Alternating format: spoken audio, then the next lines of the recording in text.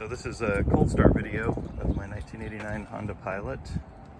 Over here, and you can see the exhaust is all very cold.